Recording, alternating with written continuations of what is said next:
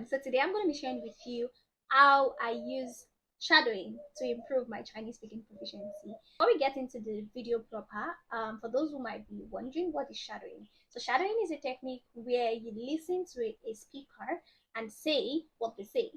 You mimic not just what they're saying, but also their pronunciation, their intonation, the rhythm, the pauses, everything in between. So now let's dive into the process. The first thing I do basically before any practice whatsoever is to set a goal. So what is the goal for this practice? Because that is going to guide me in picking a video. It's going to guide me when I'm doing the reflection at the end of the practice. And my goal for this practice session is enunciating clearly. Now the second step, now that we already have that, is to select a video. Usually I have like so many sources for my videos. I have like some YouTube channels, as you can see, channels, and I have some podcasts. This is not everything, but these are the ones I use most frequently. So I go through all of those channels or those podcasts sometimes to pick one that definitely pique my interest and has clear audio. And another thing that is really important when you're selecting a material is to pick something that fits your proficiency. This can't be overemphasized. Picking something that fits your proficiency is like gonna save you from a whole lot of stress, right? So you shouldn't pick something that is too easy, neither too difficult. It has to be challenging, but at the same time not demotivating. So for the purpose of this video, I am picking this video, which is like a news analysis video from Phoenix TV. And after I have my video, we are moving on to step 3, which is to listen, because you can't just come and start shadowing. You need to listen to get accustomed to the speed, to the topic they are talking about, the gist, right? So let's do that together. 但是为什么现在国会又层层加码，又反悔，又下达这样的一个命令？那么我想除了是大选之前啊，拜登政府希望更加的树立一个对华强硬的印象，还有一个关键点是，在上周不知道大家有没有留意到，这个在美国国务卿布林肯的一场智库活动当中，他是被问及说，为什么这一次以色列和美国向美国人、美国民众去树立加沙战争的正义性非常的艰难？当时布林肯就表示说，因为社交媒体上现在充斥的画面啊、情感啊，是掩盖了很多的历史和文本事实，所以让大多数的美国民众似乎更亲巴勒斯坦。另外呢，共和党参议员罗姆尼啊，在现场更是直言不讳点名了 TikTok， 是把 TikTok 和亲巴勒斯坦是连接在一起。他是表示说 ，TikTok 上提及巴勒斯坦的帖子要远远超过其他的社交平台。所以说，这个巴以的这场冲突，以及在美国，包括我们之前上周一直在报道的高校的大学生的示威抗议活动，是不是和这一次严格的去进一步的封禁 TikTok 有？So it begins. I noticed now that the person is speaking quite fast. Since my goal is to enunciate clearly, I don't want it to go too fast, and I also don't want it to be too slow.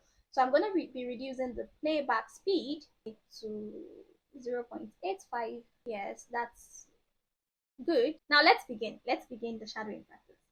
但是为什么现在国会又层层加码，又反悔又下达这样的一个命令？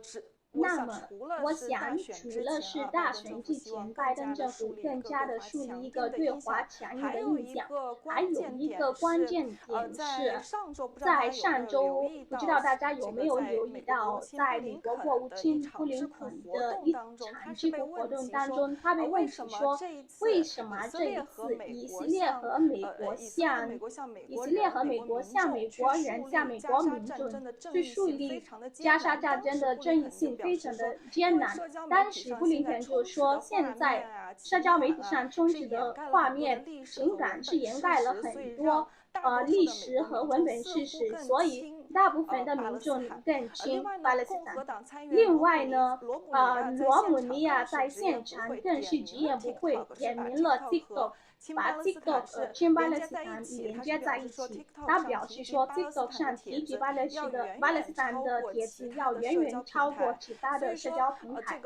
所以说，巴以的这场冲突以及在美国，包括我们上周在报道的高校的示威抗议活动，是不是和这次的严格的去进一步封禁 TikTok 有关？这也是一个值得观察的一点。That wasn't easy. So we come to the last step, which I believe is one of the most important step, if not actually the most important step in this practice, and that is review and reflection. So here you're supposed to identify areas for improvement and celebrate your progress. And here you want to go back to number one. You want to go back to your goal. What was my goal? Enunciating clearly. That was my goal.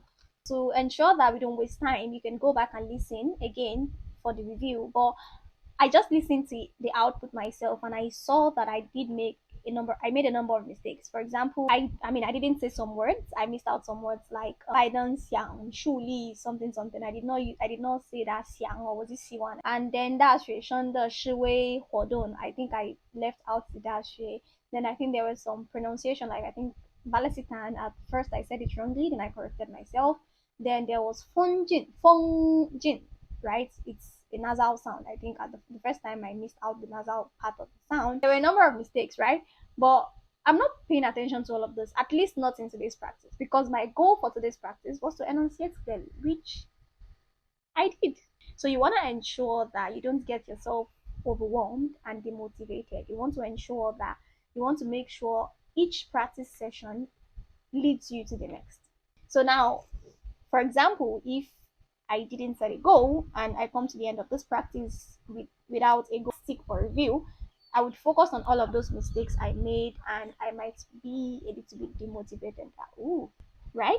But because I have a goal in mind and I know that I have different issues, of course, I know what my issues are when it comes to Chinese speaking, and I know I can tackle everything at the same time. I have to do it one after the other, right?